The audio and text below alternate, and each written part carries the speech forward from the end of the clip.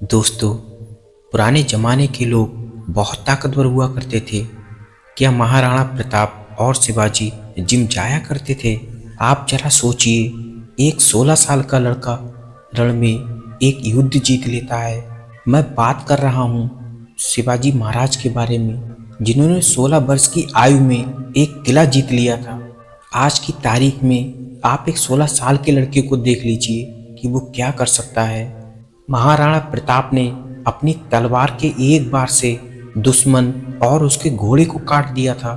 आप इसी से अंदाजा लगा लीजिए कि महाराणा प्रताप की बाजुओं में कितनी ताकत थी। दोस्तों, ये तो हम जानते हैं कि खाने पीने की चीज़ों में बहुत फर्क आ गया है। पुराने जमाने के लोगों को ये भी नहीं पता था कौन सा पौष्टिक आहार खाने से मुझे प्रोटीन मिलेगा, कौन सा पौष्टिक आहार खाने से मुझे फैट मिलेगा। उसके बावजूद भी वो योद्धा इतने ताकतवर होते थे, और आज की तारीख में हमें सब कुछ पता होते हुए भी हम वही चीज़ खाते हैं। फिर भी उन योद्धाओं की 10% ताकत भी हमारे शरीर में नहीं रही। आखिर गलती कहाँ हो रही है, हमें उस पर ध्यान देना होगा। तो दोस्तों, आज की जो बौद्ध कहानी मैं आपको सुनाने वाला हूँ, उस बौद्ध कहानी के अंदर आपको उसी गलती का पता लगेगा। और पुराने जमाने की वो विधि जिससे ताकत बढ़ाई जाती थी, जिसको योद्धा लोग अपनाया करते थे, वो विधि भी मैं आपको बताने वाला हूँ। और दोस्तों, एक बहुत बड़ा कारण है कि पुराने जमाने के लोग इतने ताकतवर क्यों होते थे और आज के युवा इतने ताकतवर क्यों नहीं हैं। बहुत से लोग कहेंगे कि खाने पीने का फर्क है, लेकिन नहीं, खाने पीने का फर्क नहीं है। उसके बावजूद भी हम ताकत में उनके बराबर भी नहीं। उसका एक बहुत बड़ा कारण है, वो कारण भी आप इस बौद्ध कहानी के अंदर जानोगे। तो चलिए दोस्तों, कहानी को शुरू करते हैं। पुराने समय की बात है, एक गांव में एक लड़का रहा करता था जो बहुत ताकतवर था। आसपास के बहुत सारे युवा जब उससे लड़ने आया करते तो वो लड़का हर किसी को पटकनी दे दिया करता। उसके शरीर में बहुत ताकत थी। एक बार वो अपने गांव के बाहर खड़ा था और अपने दोस्तों से बातें कर रहा था। तभी पास से राजा का हाथी गुजरता है। तभी वो लड़के कहते हैं कि यदि तेरे अंदर इतनी ही ताकत है तो इस हाथी को रोक कर बता दे। तभी वो लड़का इस बात की जिद करते हुए हाथी की पूंछ पकड़ता है और वो इतनी ताकत लगाता है कि वो हाथी हिल भी नहीं पाता है। ये देखकर आसपास में खड़े लोग चौकन्ने रह जाते हैं कि किसी इंसान के अंदर भला इतनी ताकत कैसे हो सकती है, क्योंकि हाथी का शरीर तो हम सबको पता है कि बहुत भारी होता है और हाथी सबसे ज़्यादा ताकतवर जानवर भी है। और एक इंसान हाथी को रोक दे, इस बात में तो विश्वास भी नहीं किया जा सकता। लेकिन उस लड़के ने हाथी की पूंछ इतनी मजबूती से पकड़ी कि वो हाथी वहीं पर जाम हो गया। ये देखकर राजा भी सोच में पड़ गया, भला एक आदमी इतना मजबूत कैसे हो सकता है। उसके बाद वो राजा अपने महल में जाता है और उस लड़के को अपने महल में बुलाता है। राजा जानना चाहता था कि हमारे नगर में ऐसा कौन है जिसने हाथी को रोक दिया, वो भी राजा के हाथी को। उसके बाद वो लड़का राजा के सामने जाता है। राजा कहता है कि यदि तेरे में इतनी ही ताकत है, मेरे राजमहल में एक बहुत ही मजबूत हाथी है। यदि तुम उसको रोक देते हो तो मैं तुम्हारी ताकत का लोहा मान लूंगा। उसके बाद एक बहुत ही मजबूत हाथी को उस लड़के के सामने छोड़ा जाता है और राजा कहता है कि अब इसको रोक कर दिखा। वो लड़का अपनी पूरी मेहनत लगाता है और सच में उस हाथी को एक जगह पर जाम कर देता है। हाथी अपना एक पैर भी आगे नहीं बढ़ा पाता। ये देखकर राजा बहुत हैरान रह जाता है कि सच में इस लड़के ने अपने शरीर पर मेहनत की है और कुछ तो इस लड़के में बात है, जो इतनी ताकत है इसमें। भला हाथी को रोकना एक सामान्य मनुष्य के बस की बात नहीं है। उसके बाद वो राजा कहता है, तुमने हमारे हाथी को नगर में चलते हुए वहीं पर रोक दिया था, इसीलिए हम तुमको एक सजा देंगे। सजा के तौर पर तुझे ये करना है, हमारे गांव के बाहर में एक मंदिर है, उसमें जाकर तुझे रोज एक दिया जलाना है और जिस दिन तुम यदि उसमें दिया जलाना भूल गए और दिया नहीं जला पाए तो उस दिन तुझे जेल में डाल दिया जाएगा। यही तेरी सजा है और 1 साल तक तुझे दिया जलाना है। अब वो लड़का हर रोज यही सोचता रहता, यदि मैं दिया जलाने नहीं गया या किसी दिन भूल गया तो राजा मुझे कैद खाने में डलवा देगा। अब वो लड़का रोज मंदिर में जाता और दिया जलाता। उसका खान पान भी वही था, मेहनत भी वही कर रहा था, लेकिन उसको हर रोज दिया जलाने के लिए एक और मेहनत मिल गई थी। अब 1 साल गुजरने के बाद राजा वापस उस लड़के को अपने महल में बुलाता है और कहता है कि अब तू मुझे उस हाथी को रोक कर दिखा। अब जब वो लड़का उस हाथी के पास जाता है और उसको रोकने की कोशिश करता है, पर वो हाथी उससे नहीं रुकता। ये देखकर सब लोग हैरान रह जाते हैं। वो लड़का भी हैरान रह गया, भला ये क्या हो गया। 1 साल पहले तो मैंने इस हाथी को रोक दिया, लेकिन उसके बाद तो मैंने और मेहनत की है। मेरे में तो ताकत और आनी चाहिए, भला ये कम कैसे हो गई। यही सोचकर वो राजा के पास जाता है और कहता है कि महाराज मुझे माफ कर दीजिए, मैं वो नहीं कर पाया जो आप कह रहे थे। राजा कहता है कि मुझे पता है और मैंने जानबूझकर 1 साल बाद इस हाथी को रोकने के लिए कहा। जब तू पहली बार मेरे पास आया और हाथी को रोका था और मैंने देख लिया था कि तुम किन वजहों से इतने ताकतवर हो, इसीलिए मैं तेरी परीक्षा लेना चाहता था। राजा ये परीक्षा लेना चाहता था कि यदि किसी आदमी को टेंशन दे दी जाए तो उसके साथ क्या होता है। और राजा को इसका जवाब भी मिल गया, क्योंकि उस लड़के को पहले कोई टेंशन नहीं थी, इसीलिए वो इतना ताकतवर था कि उसने हाथी को रोक दिया। लेकिन जब राजा ने उसको सजा सुनाई कि 1 साल तक वो मंदिर में दिया करेगा और जिस दिन वो दिया करने भूल गया उस दिन उसे कैद खाने में डलवा दिया जाएगा। अब उस लड़के को इस चीज की टेंशन हो गई और टेंशन ही टेंशन में उसकी ताकत भी चली गई। रोज खाना भी वही खा रहा था, उसकी डाइट भी वही थी, लेकिन फिर भी उसमें वो ताकत नहीं रही जो उसके बिना टेंशन वाले शरीर में थी। अब उसके पास टेंशन पलनी शुरू हो गई, इसीलिए उसके शरीर से ताकत चली गई।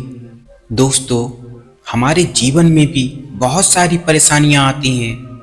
ऐसी बात नहीं है कि इस दुनिया में बिना टेंशन का कोई आदमी हो, और टेंशन ही आदमी को सबसे ज्यादा नुकसान पहुंचाती है, मानसिक तौर पर भी और शारीरिक तौर पर भी। उसका शरीर भी कमजोर होता है और उसका दिमाग पर भी असर पड़ता है। जब वो लड़का टेंशन फ्री था तो उसमें इतनी ताकत थी, और जब उसमें टेंशन आ गई तो उसका शरीर मजबूत होने के बावजूद भी वो नहीं कर पाया जो बिना टेंशन का शरीर कर रहा था। तो दोस्तों, इससे पता चलता है कि टेंशन हमारे शरीर को कितना नुकसान पहुंचाती है, क्योंकि टेंशन हर आदमी को है, परेशानियां हर किसी के जीवन में हैं। लेकिन जरा सोच कर देखिए दोस्तों, क्या हमारे टेंशन लेने से कोई परेशानी हल हो सकती है? क्या वो परेशानी हमारे जीवन से जा सकती है? जरा सोचिए आप, जब हम किसी परेशानी की टेंशन लेते हैं, बहुत ज़्यादा टेंशन लेते हैं, कोई आदमी तो बहुत ज़्यादा परेशान हो जाते हैं और आत्महत्या तक कर देते हैं। क्यों करते हैं? क्योंकि उनके जीवन में परेशानी आ गई। लेकिन दोस्तों, जरा आप सोच कर देखिए, अभी आप जिस परेशानी की वजह से टेंशन में हो, लेकिन उसी परेशानी को आप थोड़े ही दिनों में भूल जाएंगे। आप जरा सोचिए कि आप अपने जीवन में कितनी बार दुखी हुए, कितनी बार आपके जीवन में परेशानियां आईं, लेकिन क्या आपको हर कोई परेशानी याद है? शायद नहीं होगी। तो आखिर हम इतनी टेंशन क्यों लेते हैं? कैसी भी परेशानी हो, लेकिन कुछ ही दिनों में वो परेशानी खुद ब खुद ठीक हो जाया करती है, और वही परेशानी हमें याद भी नहीं रहती है। हम चिंता करके अपने शरीर को इतना नुकसान क्यों पहुंचाते हैं? और ये बात 100% सही है कि पुराने जमाने के लोग टेंशन नहीं पालते थे। उनके जीवन में जब कोई परेशानी आती थी तो वो टेंशन नहीं लेते, बल्कि उसको सॉल्व करने के लिए कोई तरीका खोजते। परेशानी आती तो उसको लेकर बैठ नहीं जाते, क्योंकि उनको पता था कि चिंता करने से कुछ नहीं होगा, क्योंकि चिंता हमारे शरीर को चिता बना देगी, लेकिन परेशानी हमारे जीवन से नहीं जाएगी। लेकिन परेशानी तो तभी जाएगी जब हम उस पर काम करेंगे। दोस्तों, हमें अपनी परेशानियों को इतना सीरियस लेने की ज़रूरत नहीं है, क्योंकि आने वाले दिनों में हम उन्हीं परेशानियों को भूल जाएंगे। हमें वो परेशानी याद करने पर भी याद नहीं आएगी, तो उसी परेशानी की टेंशन लेके हम अपने वर्तमान को क्यों खराब कर रहे हैं। भला एक आदमी अपना खान पान कितना भी अच्छा कर ले, कितना भी पौष्टिक खाना खा ले, यदि उसको टेंशन है तो उसके शरीर में कुछ भी नहीं लगेगा, 1% भी उसको खाना फायदा नहीं पहुंचाएगा। और वहीं पर एक आदमी को बिना पौष्टिक वाला आहार खिलाइए, उसको बिना टेंशन का छोड़ दीजिए, उसके शरीर में वह खाना भी लग जाएगा और उससे भी उसके शरीर में ताकत आ जाएगी। दोस्तों, टेंशन हमारे शरीर को बहुत ज़्यादा नुकसान पहुंचाती है, लेकिन अब सवाल उठता है कि आखिर इस टेंशन को खत्म कैसे किया जाए। ऐसा तो कभी नहीं हो सकता ना, जब हमारे जीवन में कोई परेशानी आएगी तो टेंशन नहीं होगी, टेंशन तो जबरदस्ती हमारे अंदर घुस जाएगी। लेकिन दोस्तों, यकीन मानिए, उसका भी तरीका होता है। उस टेंशन को भी हम अपने अंदर आने से रोक सकते हैं। सबसे पहले आप अपने मन को मजबूत कर दीजिए। मन में ये डाल दीजिए कि जो भी आपके साथ हो रहा है वो होकर रहेगा। आप कुछ भी कर दो, आप उसमें बदलाव नहीं कर सकते। आप अपनी परेशानियों को बिल्कुल फ्री छोड़ दीजिए, वो अपने आप सॉल्व होती चली जाएंगी। उसके बारे में ज़्यादा सोचिए ही मत। आज मैं आपको मन को मजबूत करने के लिए कुछ टिप्स बता रहा हूँ, जो पूरी जिंदगी आपका साथ निभाएगी। यदि आप इसको अपना लेते हो तो निश्चित मानिए आपके जीवन में कभी कोई टेंशन नहीं आएगी। यदि हम टेंशन नहीं लेंगे तो हमारे द्वारा खाई हुई हर एक चीज हमारे शरीर को लगेगी, वो गुणकारी होगी और हमारे शरीर में बल बढ़ेगा। सबसे पहले आप उदास रहना छोड़ दें। हम सबको अपने जीवन में कई प्रकार की मुश्किलों का सामना करना पड़ता है, इसमें हमें ठेस भी पहुंचती है, लेकिन तब भी इन चीजों को भूलकर खुश रहने की कोशिश करिए। मानसिक रूप से मजबूत बनना है तो अपने अंदर सकारात्मक बातों को प्रवेश कराइए। नकारात्मक विचारों को आप अपने जीवन से जितना ज्यादा निकालोगे, उतना ही दोस्तों आप सफलता की ओर बढ़ते चले जाओगे। मानसिक रूप से मजबूत बनना है तो कभी कभी दूसरों की नजरों में भी बुरा बनना ही पड़ता है। अपनी गलतियों से सीखना पड़ता है। जो व्यक्ति एक गलती को बार बार करेगा वो कभी भी अपने जीवन में सफलता प्राप्त नहीं कर सकता। आप जब सुबह उठते हो तो उसी समय से पॉजिटिव रहना शुरू कर दीजिए, सकारात्मक विचार लाना शुरू कर दीजिए। आप ये सोचिए कि जब मैं सकारात्मक रहूंगा तभी मेरा शरीर बनेगा, तभी मैं मजबूत बन पाऊंगा। उसको आप एक एक्सरसाइज की तरह ले लीजिए। आप अपनी एनर्जी को किसी पर वेस्ट में खर्च मत कीजिए, अपनी एनर्जी को अपने ऊपर ही खर्च कीजिए, जहां पर आपका खुद का काम हो रहा हो। फालतू का किसी के लिए अच्छा बनने की जरूरत नहीं है। आप अपने लिए अच्छे हो उतने में ही काफी है। दूसरों को खुश करने के चक्कर में आप खुद ही बर्बादी की ओर चले जाओगे। इसलिए अपनी एनर्जी को किसी पर फालतू में खर्च ना करें, अपने पर खर्च करें, ताकि वो आपके शरीर को लंबा करे। और दोस्तों, अपनी पुरानी बातों को कभी याद मत करना। यदि आपके जीवन में कोई बुरी बात हुई हो तो उसको भूल जाइए, और यदि कोई अच्छी बात हुई हो उसको याद करोगे तो उसके साथ बुरी बात भी याद आएंगी।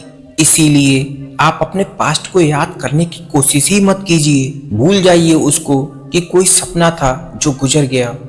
आप अपने वर्तमान पे ध्यान दीजिए। आप भविष्य में जो करना चाहते हो उस पर ध्यान दो। पिछली बातों को याद करके आप अपना वर्तमान और भविष्य दोनों को ही खराब करोगे, क्योंकि वो समय ना तो आने वाला है और ना आपसे की हुई गलती को ठीक करने वाला है। लेकिन ध्यान रखें, उन्हीं गलतियों से सीखकर आप अपने भविष्य में आने वाली गलतियों पर ध्यान दें और अपने वर्तमान को अच्छा बनाएं। और लास्ट बात है, आप कभी भी ज्यादा शौक मत पालना। यदि आप अपने बारे में ज्यादा शौक पालते हो, किसी चीज का ज्यादा शौक करते हो, तो वो भी आपको चिंता देगी, टेंशन देगी।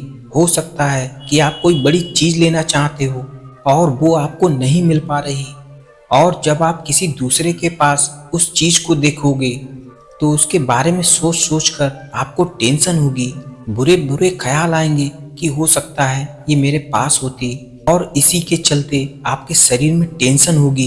इसीलिए दोस्तों, ज़्यादा शौक मत पालना, क्योंकि शौक पालने वाले और ना पालने वाले दोनों बराबर ही दिखते हैं। इसमें कोई ज़्यादा फर्क नहीं होता है।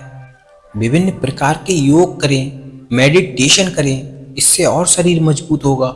यदि आप जिम जाते हैं तो ऐसा कोई भी शॉर्टकट ना अपनाएं जिससे आपकी बॉडी फूल जाए। फूलने वाली बॉडी काम की नहीं होती। यदि आप जिम छोड़ दोगे तो कुछ ही दिनों में आपकी बॉडी उसी शेप में आ जाएगी। इसीलिए शॉर्टकट ना अपनाएं। जैसा आपका शरीर है वो बहुत बढ़िया है, क्योंकि ना तो महाराणा प्रताप जिम करते थे और ना ही शिवाजी महाराज जिम करते थे, फिर भी वो बहुत मजबूत थे। इसीलिए जिम जाकर बड़ा शरीर बनाने से कोई मजबूत नहीं बन जाता। मेंटली और शारीरिक दोनों तरफ से मजबूती होनी चाहिए। बल और बुद्धि दोनों ही होनी चाहिए। यदि दोनों में से आपकी कोई एक चीज वीक है तो आप कोई काम के नहीं हो, तो उसी को आप ठीक कीजिए। तो दोस्तों, उम्मीद है कि आपको ये कहानी पसंद आई होगी। इससे आपने बहुत कुछ सीखा होगा। यदि कहानी पसंद आई है तो वीडियो को लाइक और हमारे चैनल को सब्सक्राइब जरूर कर लीजिएगा, क्योंकि ऐसी ही ज्ञानवर्धक कहानियाँ हम आपके लिए लेकर आते रहेंगे। तब तक के लिए अपना और अपनों का ख्याल रखें। धन्यवाद।